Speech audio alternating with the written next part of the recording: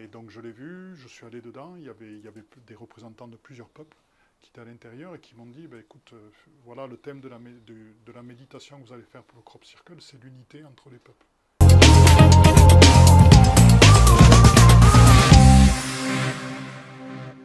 Émission Les Mystères du Cachot. Quel plaisir finalement de redémarrer cette saison 4 avec toi, mon cher Cyril. Tu vas bien? Ouais, très heureux. On a un programme riche en couleurs pour cette deuxième partie de saison. Ouais, bah, en couleur, tu as accordé le bleu de tes lunettes au bleu de la chemise de Philippe. Salut Philippe, tu vas bien?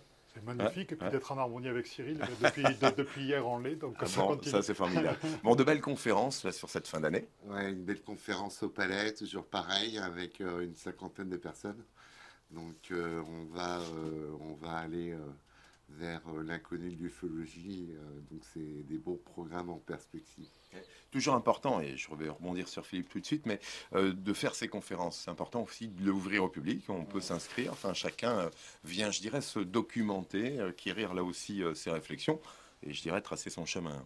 Ouais, tout à fait. Si vous êtes intéressé pour participer aux conférences ufologiques au Palais, un seul numéro de téléphone, le 06 64 38 99 32. 06 64 38 99 32. On peut pas être mieux servi, je crois. Philippe, je suis ravi, C'est magnifique.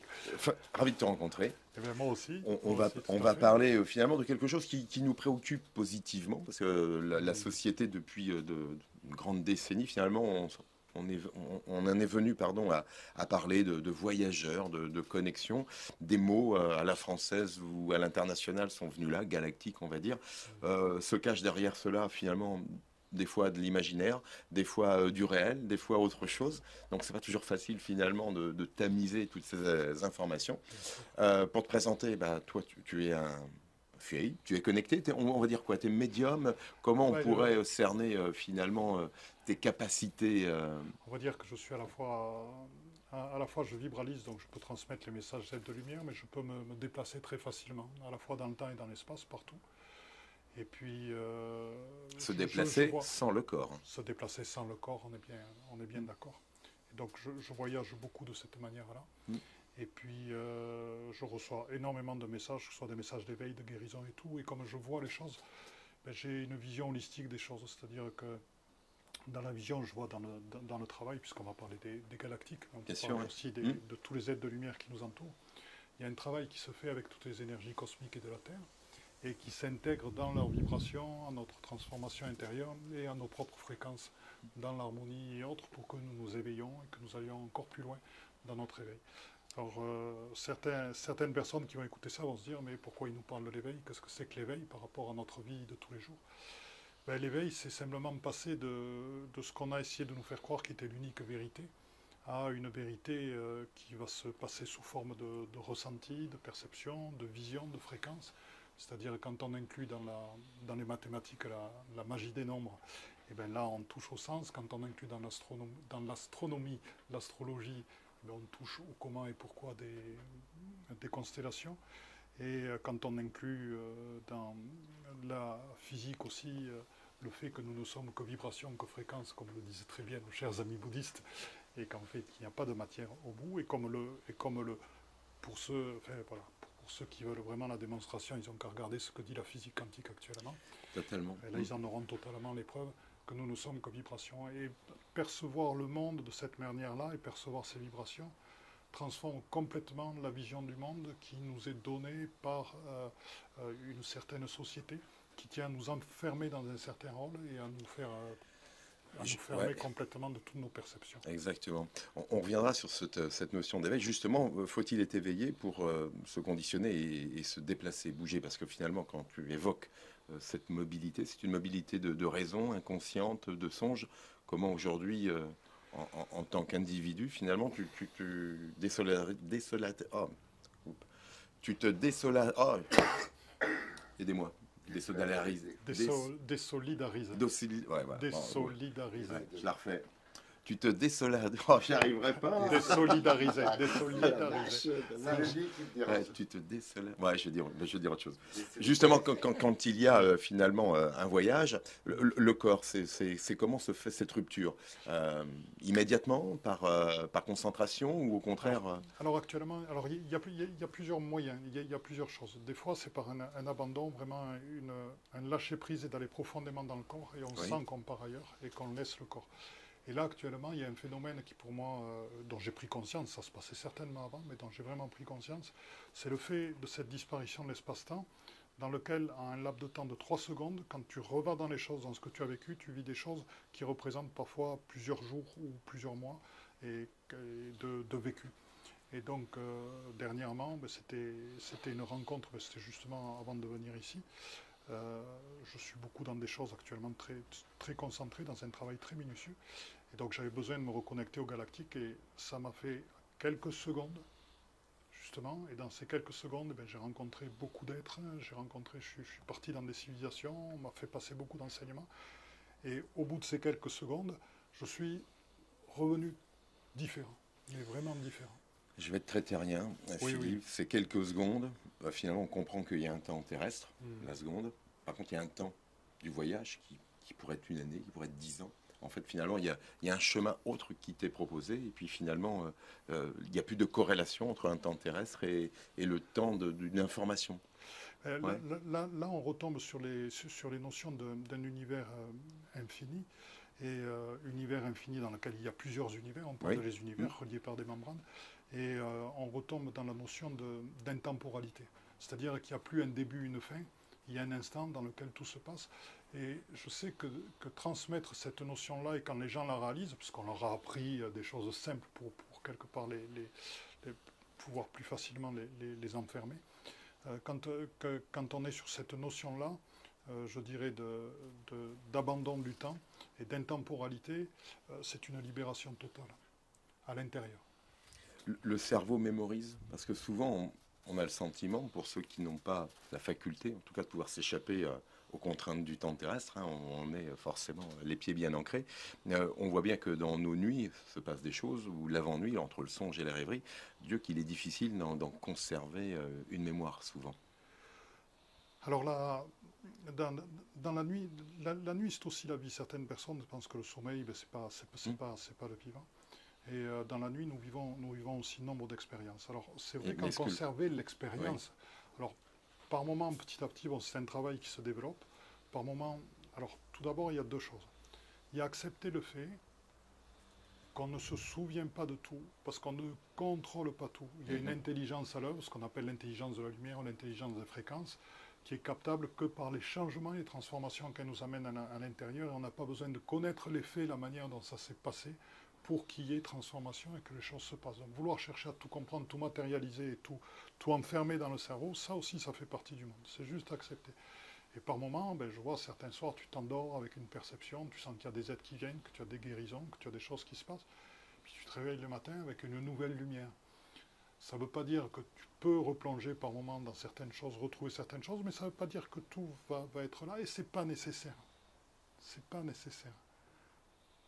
C'est un gros abandon, parce que bien sûr, voilà, oui. c'est un lâcher-prise sur ce vouloir contrôler tout. C'est accepter le fait qu'on reçoit des fréquences, on reçoit des choses, et qu'on a juste besoin de se laisser baigner, puis juste de constater, ah tiens, ce matin-là, je m'éveille, je vois le monde beaucoup plus clair, j'ai l'impression que les oiseaux me parlent, j'ai l'impression que les feuilles sont en train de vibrer avec moi.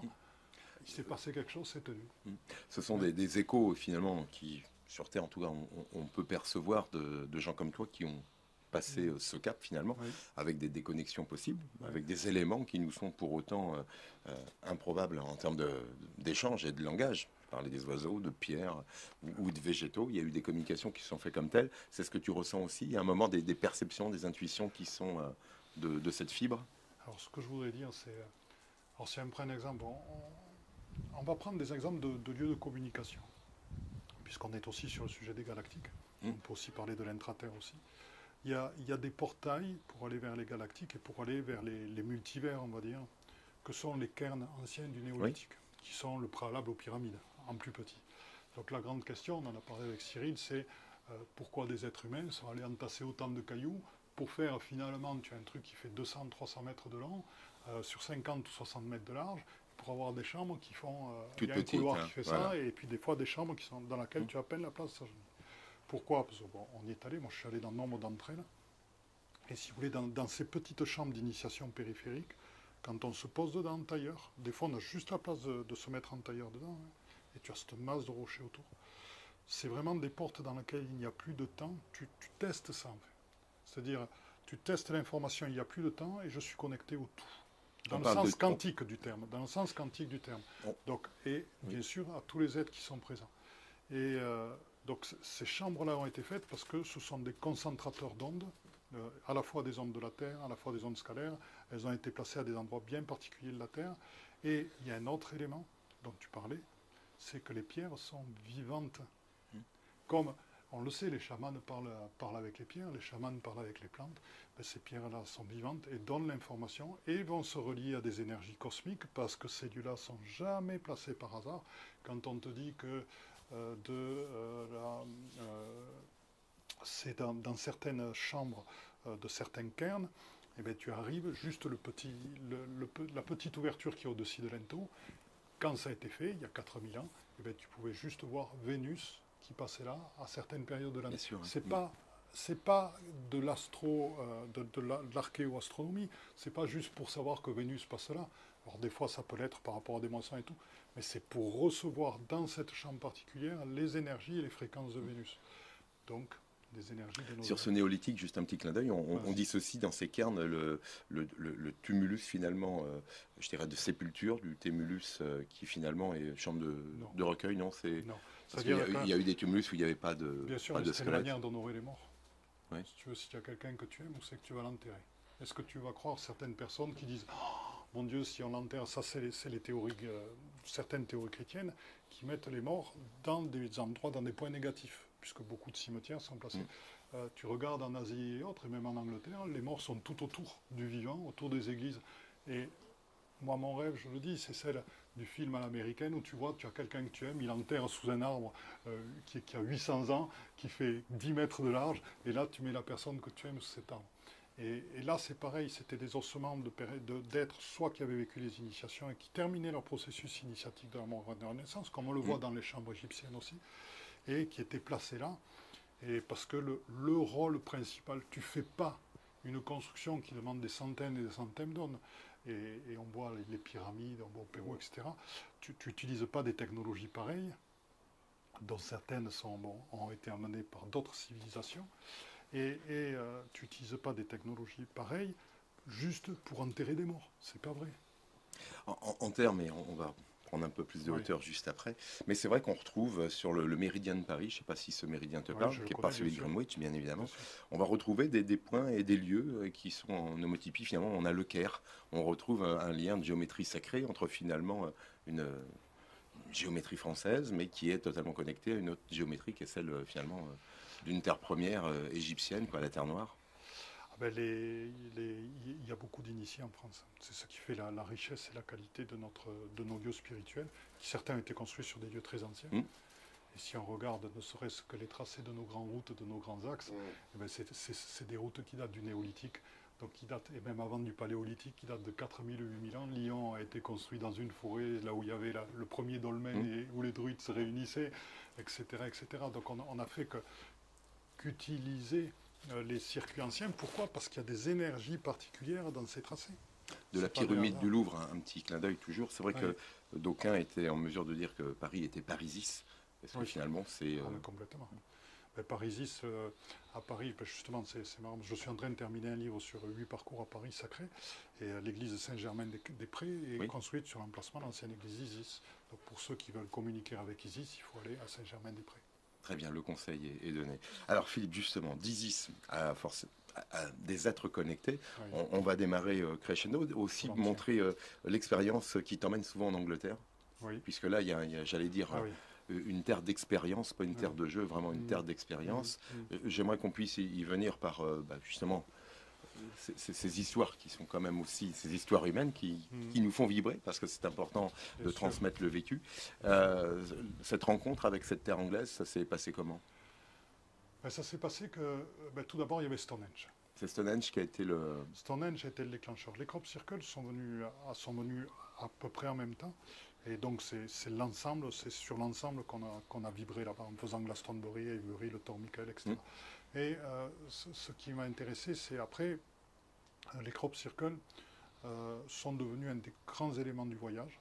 Ces crop circles, donc pour rappeler à ceux qui ne savent pas, parce qu'il y a beaucoup de gens qui ne savent pas, ce sont des formes géométriques extrêmement complexes, donc des fois à base fractale et autres, qui apparaissent dans des champs en quelques minutes.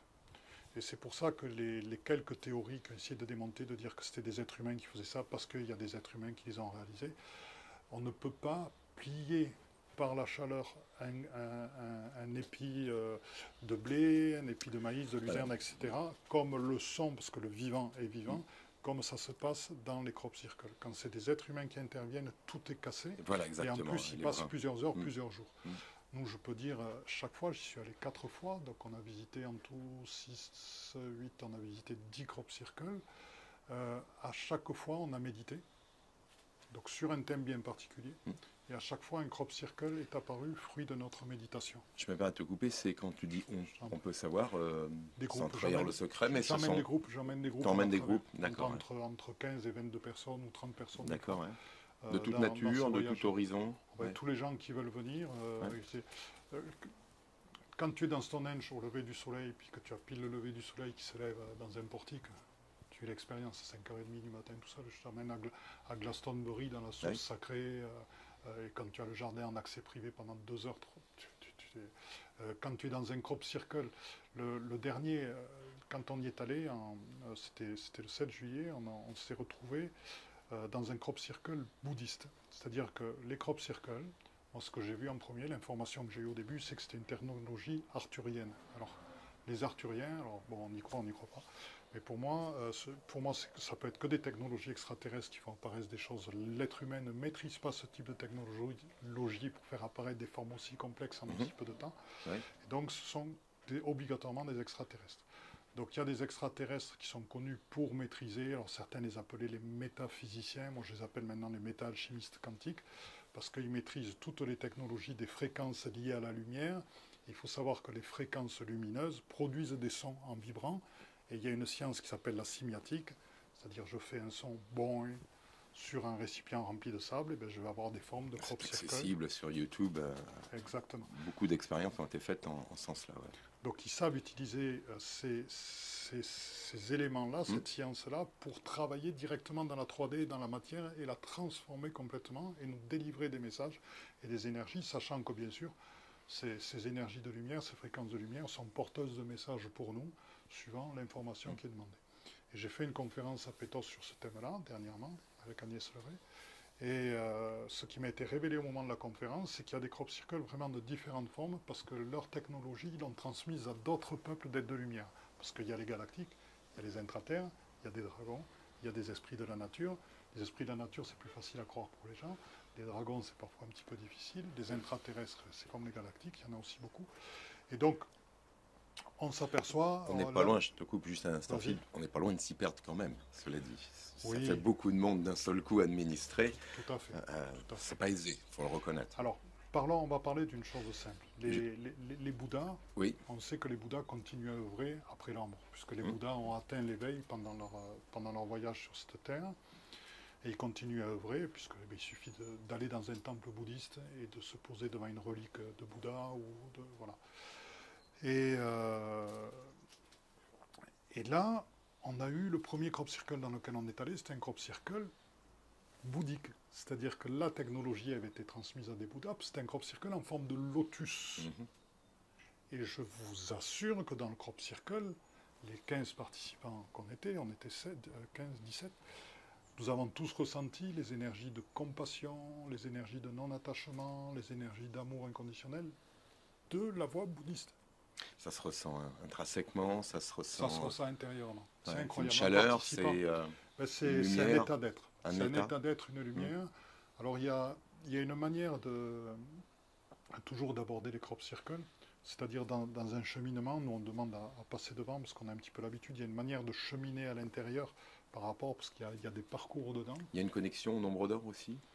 Il peut y en forcément. avoir. Alors, ça dépend des crop circles. Alors, justement, là, si on pense sur le crop circle, il y a des bases. Ça peut être la géométrie sacrée, ça peut être des fractales, ça peut être aussi des informations, puisqu'on a fait une fois le visage du Christ en pointillé. Donc, il y a quantité de types de crop circle. D'accord. Et là, le deuxième, là, on va revenir sur la géométrie sacrée. On a fait une méditation, puisqu'on en avait vu deux. Donc, ça a été le troisième, en fait. On en a vu deux dans la même matinée. Tiens, on a une visite. Un arthurien. Un arthurien, il entend qu'on parle de ça. Ouais. Et donc, comme je disais, on a fait une méditation. Et la méditation, ben, on l'a demandé, j'ai demandé le thème au moment quand on était dans le crop circle en forme de lotus. Mhm. Et là, il y a un vaisseau qui est passé au-dessus de nous, Un vaisseau galactique. Et il y avait non matérialisé. non matérialisé. Et donc je l'ai vu, je suis allé dedans, il y avait des représentants de plusieurs peuples qui étaient à l'intérieur et qui m'ont dit, ben, écoute, voilà le thème de la méditation que vous allez faire pour le crop circle, c'est l'unité entre les peuples. Ce qui est d'actualité actuellement pour nous terrestres, quoi. Parce que les galactiques ont cette capacité-là de nous faire vivre des choses que nous, êtres humains enfermés dans la matrice, on n'arrive pas à trouver la sortie, à trouver de nouvelles voies. Leur manière de communiquer entre leurs villes, la manière dont elles sont construites, dont elles sont générées, l'éducation qu'ils donnent aux enfants, leur manière de communiquer, leur manière de vivre avec la nature, pour défaire justement tout ce que nous avons appris et que nous croyons qui n'est pas changeable, et justement pouvoir mettre en place tout ce nouveau que nous réclamons de plus en plus maintenant. Et donc pour ça, ils ont différents moyens. Et là, l'unité entre les peuples, ben, c'est magnifique, c'est l'unité entre les différences. Et on a vu apparaître un crop dans lequel on avait des graines de vie entrelacées par groupe de 5 qui se superposaient. On en avait 6 fois 5. Et la graine de vie, ben, c'est le départ de la fleur de vie qu'on retrouve à Abydos en Égypte et qui est à la base de la géométrie sacrée. C'est celle qui est imprégnée dans la pierre, dont on ne sait pas comment elle a été imprégnée. On est bien d'accord. Justement, comment ressortent ces acteurs qui te suivent Transformés, Ouais. heureux, et de découvrir tout ça, parce que généralement les crops, ben, les gens le font une fois, ils ne le font pas de multiples fois. Et, Parce que là, on revient sur des crop circles que vous avez vus apparaître. Alors, on revient sur les crop circles, soit qui étaient déjà apparus, les deux Oui. premiers qu'on a fait étaient déjà apparus, le troisième, il est apparu suite à une méditation. Et les 4 fois où j'y suis allé, à chaque fois on a fait une méditation, et à chaque fois il y a un crop circle qui est apparu, apparaît. fruit de notre... On est d'accord, devant vous, quoi. Pas devant nous. À côté. Pas devant nous, non, Ouais. il apparaît pendant la nuit, puisqu'on Pendant ne la peut nuit. pas rester. D'accord. Si tu veux, il apparaît. Et puis, nous, le lendemain matin, on est avertis, puisqu'il y a des gens qui surveillent dans la région, et on sait qu'il y a un crop circle qui apparaît. Et on a les preuves que ce sont les fruits de notre méditation. Il y en a un, celui de l'an dernier. On était dans la période de l'Unyasad, où on travaille sur les récoltes. Donc là, on récolte ce qu'on a semé. Et on était allé dans un premier crop circle dans lequel il y avait des triangles, un plein, un vide, dans lequel le plein était vide et le vide était plein en énergie, donc pour nous démontrer aussi des choses de la physique quantique. Et puis un autre dans lequel il y avait un mala tibétain et dans lequel il y avait 8 cercles. Le crop circle qui est apparu de synthèse de notre voyage, comme on est allé voir le dernier jour à 18h du soir, parce qu'il est apparu à 18h, enfin on l'a su à 18h, il y avait les 8 cercles, il y avait les triangles, il y avait le compas des bâtisseurs, tu récoltes ce que tu as semé, et dans le compas, qu'est-ce qu'il y avait? Il y avait la pyramide de Gizeh, avec la chambre du roi dessinée dessus. Si ce n'était pas le fruit de notre travail, de notre méditation, c'est qu'on ne comprend plus rien. Alors, sur tout ce travail, on voit, Oui. on est entre mystère, aventure, j'allais dire élucubration au bon sens du terme, parce qu'on a envie tous de s'éveiller. Oui. Enfin, ça nous semble Bien être sûr. finalement une voie saine et nécessaire, Oui. en tout cas. On est toujours confronté finalement à cet élément, j'allais dire, numérique, où peu de gens sont initiés, ou peu de gens en fait ont une faculté telle que la tienne, cher Philippe. Et on s'étonne peut-être finalement d'un process qui est peut-être encore un peu trop dans l'unicité finalement de son déploiement. Non. Alors, non, parce qu'il y a une accélération. D'accord. Tout le travail de lumière qu'on fait, on est en train, moi je dis, certaines personnes parlent de l'ascension en disant que quand la Terre aura ascensionné, moi j'ouvre les yeux chaque matin, je dis mais c'était là, moi je veux rester là-dedans, j'ai pas envie de Allez partir. bien, Quoi. oui. Et il y en a certains voilà, qui disent quand on voit les extraterrestres, ben, il y en a qui les voient déjà. Donc je dis, pour moi on est déjà ascensionné. On est déjà ascensionné, on le vit déjà. Ce qui se passe, c'est qu'on a besoin d'atteindre le nombre suffisant de gens pour que le levier de l'ascension s'active. Alors n'ayez pas peur, on ne va pas disparaître et tout. Ça veut dire qu'il y a un certain nombre de gens qui prennent conscience et confiance pour créer un autre type de société dans lequel, par exemple, si on parle de l'école, les enfants soient pris en compte dans leur sensibilité, qu'on leur montre comment honorer la terre-mère, qu'on leur fasse développer justement leurs capacités de perception extrasensorielle qui sont là dès l'enfance, parce que tous les enfants naissent actuellement avec cette capacité-là, mais qu'on les accompagne dans le développement et dans la croyance qu'ils ressentent bien. Et tout ceci, c'est à nous de le mettre en place maintenant. Et je dirais, par le fait du nombre actuellement de personnes qui sont éveillées, par le fait du travail, par des gens comme Cyril et d'autres qui avancent pour transmettre, eh bien ça va beaucoup, beaucoup plus vite. Moi j'ai eu une personne qui m'a dit, mais Philippe, c'était la première fois que je venais sur un truc comme ça. Mais la personne, elle a basculé complètement. Une autre qui est venue, on avait fait des rencontres de l'éveil chez nous à Terre des Veilleurs. Il y a une autre personne, elle me dit, Philippe, moi je suis un bébé d'il y a 2 heures. Parce qu'elle avait vu pendant 2 heures, elle avait capté des choses, puis elle est venue chez nous, et là, elle a basculé complètement de l'autre côté. Mais complètement. Donc ça va très, très, très vite. Alors les gens vont dire, oui, mais qu'est-ce que ça amène? Ça amène une libération, une paix, une vision autre, le fait de se trouver soi-même et d'avancer dans un chemin qui est plus juste, plus équilibré, dans lequel on s'écoute.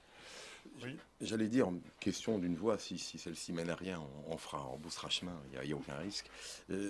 Un peu un sablier inversé depuis finalement le siècle des Lumières, oui. Avec finalement nos peuples dits primitifs, je mets beaucoup de guillemets à primitifs, chez les Dogons en mémoire, avec finalement cette notion de Sirius, cette étoile qu'ils honoraient en l'occurrence, alors qu'elle ne pouvait pas être connue ou reconnue.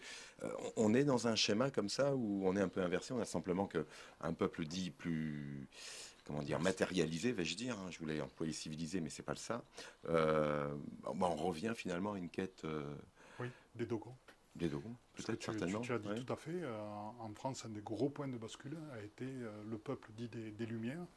Et qu'on a vu, c'est au moment de la Renaissance, qui a complètement nié en nous faisant passer le Moyen-Âge pour des barbares, alors que le Moyen-Âge a été une période absolument magnifique, dans laquelle il y a eu des réalisations. Une cathédrale gothique, elle est faite depuis. Elle est tendue en pierre. Et la pierre est faite quand tu actives les énergies de la Terre pour vibrer, dégager une note. C'est-à-dire que chaque cathédrale dans sa construction est accordée pour dégager une note avec les énergies de la Terre. Je défie n'importe quel architecte aujourd'hui de savoir faire ça. Il n'y en a aucun qui sait faire ça. Et pourquoi? Parce qu'avec les notes, on transforme. On transforme la matière, on transforme l'être vivant, on le nettoie, on le purifie, et puis on communique des messages qui passent de manière quantique vers tous les plans immédiatement. Il y a eu un savoir perdu, la rupture historique, on en parle. Il y a eu les jésuites, il y a eu la franc-maçonnerie, il y a eu un ensemble de courants autour, en tout cas, du 15e, 16e siècle, qui a transformé finalement la souche de l'homme, la souche de l'humanité. Alors, je dirais, la franc-maçonnerie, alors je sais qu'il y a beaucoup de réticences là-dessus, je dirais qu'il y a une connaissance qui s'est conservée. Il s'est perdu le côté opératif, puisqu'il y a une séparation du côté opératif des maîtres. Et ils ont conservé un savoir, et ce qui a permis sur Paris de continuer, puisque bon, j'ai étudié Paris, de continuer à construire son développement avec des initiés qui étaient toujours présents là et qui ont permis de conserver la qualité d'énergie dans la structuration urbaine qui n'aurait pas eu sans eux. Je fais un clin d'œil encore parce que Mitterrand a été singularisé avec son Zodiac en haut de l'Arche de la Défense. On retrouve la barque solaire dans le parc de Rambouillet. Il y a la pyramide de l'eau, il y a la pyramide de Cergy. Je ne vais pas tout décrypter ce que Mitterrand a fait, mais il en a fait quand même pas mal. C'était quoi, un dernier grand sage égyptien, Mitterrand? Mitterrand, c'était un grand initié. C'était un très grand initié qui était très bien entouré, qui avait justement ce savoir et qui le met. Parce que c'est ça la différence, c'est que on peut travailler la beauté tant qu'on veut, mais tant qu'elle est vide d'énergie, il n'y a rien derrière. Il n'y a que des images de revue. Par contre, si on travaille la beauté en connaissant les fréquences, en connaissant les énergies, en savant comment les élever, eh bien, on aide à amener de l'innovation, de la beauté, et on aide à amener un bien-être et une complétude énorme. On peut dire que c'était peut-être notre seul président bâtisseur, en parlant d'énergie. De vrais bâtisseurs, qui connaît vraiment. Parce que ceux qu'on a eu après ne connaissent rien à ça. Donc aujourd'hui, sur ta quête, toi Philippe, parce que bon, des conférences, ce soir une 50aine de personnes, je veux dire sans faire de prosélytisme, l'objectif est finalement de sensibiliser les gens, de de nous pousser finalement à nous questionner, à nous renseigner, à nous documenter. Je fais toujours ce schisme entre finalement le dogme et la gnose. On quitte finalement, il n'y a pas de révélation, donc il y a un chemin à parcourir. Moi, je sais que mon rôle, c'est comme les Melchisédek, c'est de transmettre et d'enseigner. Donc, je sais que j'ai la capacité de démarrer sur un mot. On va parler, par exemple, beaucoup de gens parlent des 12 brins d'ADN. On a parlé des 2 brins d'ADN physiques, mais il y a des brins éthériques qui sont créés, donc on parle beaucoup des 12 brins. Et puis un jour, j'étais à Bugarach, et puis on me dit, Philippe, les 24 brins, c'est bon, quoi. Donc j'appelle un ami qu'on connaît bien, et je lui dis, oui, on va faire quelque chose sur 24 brins. Il me dit, mais 24 brins, mais personne n'en a parlé. Ça n'existe pas, personne n'en a parlé. Je lui ai dit, moi, on m'a dit qu'il fallait en parler, donc c'est pas parce que personne n'en parlait qu'on ne peut pas en parler. Donc on a travaillé sur les 24 brins, qui sont 12 brins de lumière supplémentaires. Et donc par exemple, c'est le type d'information que je transmets, parce que ce sont des brins qui permettent d'avoir plus de lumière en soi, puisque il y a quelque chose, on se convie, et ça c'est le rôle des galactiques, c'est le rôle des êtres de lumière, entre autres par les codes de lumière qu'ils nous envoient, par ce qu'ils nous montrent, de tous les possibles qu'ils nous montrent et tout en permanence, c'est de pouvoir transformer notre corps physique. Alors il y a des gens qui vont dire, qui nous écoutent, qui disent transformer le corps physique, de quoi ils parlent. À ces gens-là, je leur dis une chose très simple. Allez voir des reliques. Vous avez à Paris, il y a la grande pagode qui est placée au jardin de Vincennes. Il y a le plus grand Bouddha d'or d'Europe. Derrière, il faut passer derrière, peu de gens le savent, il y a une relique du Bouddha Shakyamuni. Shakyamuni, c'est un des maîtres Bouddha. Mettez-vous en face de cette relique. Si vous sentez rien, alors là, c'est qu'il n'y a plus rien à faire pour vous. Je suis désolé. Et ça, bon, c'est pareil si vous allez au Sainte-Marie, que vous vivez les reliques des saintes qui étaient avec Marie-Madeleine quand elles ont débarqué en Provence. Donc si vous ne croyez pas qu'on peut transformer le corps physique, eh bien, allez voir. Pourtant, on vous le dit, hein, que les moines tibétains transforment leur corps physique en corps cristallin, etc. Allez voir ces reliques, vivez l'expérience. Je fais un clin d'œil, le énième. La science, je ne développerai pas forcément, parce que je ne suis pas un scientifique, mais ils évoquent en tout cas les brins d'ADN sur finalement notre encodage temporel, puisqu'on est en moyenne à une espérance de vie 80 un petit siècle, alors qu'on pourrait finalement, s'il n'y avait pas cette courbure des brins d'ADN, pousser un peu à l'instar d'un Noé à 900, voire être millénaire. Je ne sais pas. Hein, non, mais c'est vrai qu'on peut, ça peut laisser rêveur ou pantois. Ça peut laisser rêveur. C'est vrai qu'on peut pousser au niveau de la dégénération pour autant, humaine. Il y a des hommes qui sont connus pour avoir vécu extrêmement longtemps. Et c'est vrai qu'on peut repousser ça. Et c'est justement pour ça qu'on travaille sur la lumière. Après, tant qu'on ne maîtrise pas ceci, de toute façon, c'est là, les vibrations qui nous sommes à l'intérieur sont éternelles.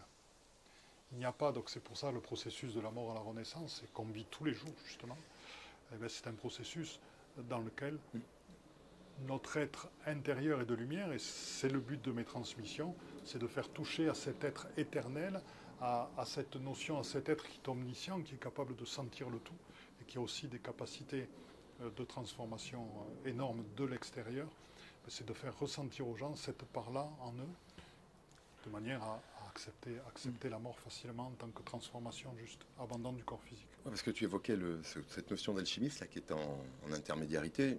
On connaît donc le comte de Saint-Germain, Fulcanelli, les deux derniers, entre guillemets, intemporels, si tant est que.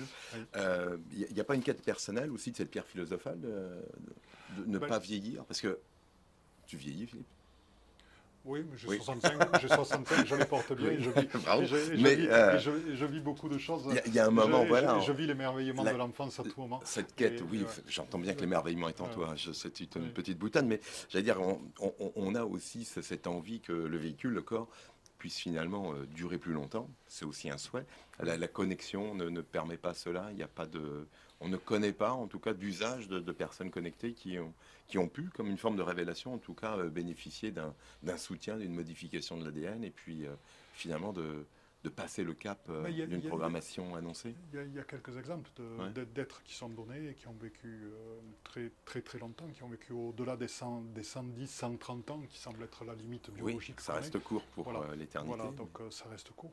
Donc il y a quelques êtres qui ont réussi à aller plus longtemps dans le corps physique. moi, je fais en sorte, mon corps physique, de travailler vraiment sur la lumière et tout, pour la mettre de plus en plus, et puis vivre justement le plus tard possible en continuant à m'émerveiller comme un enfant. Et après, bon, ben, en attendant qu'on puisse aller plus loin, je suis persuadé qu'on ira plus loin, il y a cette transformation du corps physique. Déjà, la grosse partie, on a parlé de la transformation du corps carboné en corps de silice ou corps cristallin. Beaucoup de gens ont entendu parler de ça. Donc c'est apparu avec le fait qu'on soit capable de se reconnecter à nouveaux énergies cristallines, comme les Atlantes. On a été capable à un moment donné. Et maintenant, on est en train de passer de ce corps cristallin, dont beaucoup l'ont senti, l'ont intégré et tout, qui nous a permis de capter beaucoup plus vite qu'avant, en corps de lumière. Et le corps de lumière, ben, c'est vraiment la lumière divine, la lumière de tout ce qui est. Et il y a une transformation intérieure qui se produit, ce qui fait qu'on sent qu'à l'intérieur, nos corps s'allègent. Vraiment, on sent une connexion qui est beaucoup plus rapide avec tout ce qui est. Et on sent cette capacité de faire changer les choses. C'est ce qu'en divin, on définit le divin par l'omniscience, donc la capacité à être le tout, l'omnipotence, la capacité à pouvoir tout faire. Et ce que certains... Après, il y a une autre partie dont je n'arrive pas à me souvenir, la troisième, parce que moi je le remplace par l'omniluminescence, c'est-à-dire être entièrement lumineux et communiquer cette lumière partout. Alors justement, pour nous aider, parce que moi je fais partie de ceux qui malheureusement restent un peu hermétiques au sens perception et non pas cognitif, attention, il y a un distinguo de taille, mais je me dis, quels que soient finalement les pays, on va retrouver des gens comme toi Philippe, un Péruvien, un Espagnol, un Chinois, il y a un ensemble, il y a une communauté où aujourd'hui vous arrivez à vous connecter entre vous. J'évoquais David Rousseau, est-ce que David Rousseau fait partie finalement dans les liens que tu peux obtenir, il y a des rencontres ou pas du tout? Oui, c'est-à-dire qu'il y a beaucoup de gens. Bon, moi, David, je ne le connais pas personnellement, et je sais que. Vous vous croisez dans des voyages ou mais pour pas l'instant, du tout? David, non. David, je l'ai connu il y a peu de temps au niveau du nom. Mais si tu veux, depuis qu'on en a parlé, je sens que j'ai un lien de frère à frère avec lui, quoi. On a quelque chose qui est commun. Il y a une certitude qui se... Ah oui, parce que, si tu veux, dans sa présentation, le fait qu'il se présente sous de multiples facettes, c'est pas quelqu'un qui dit moi je suis que là-dedans.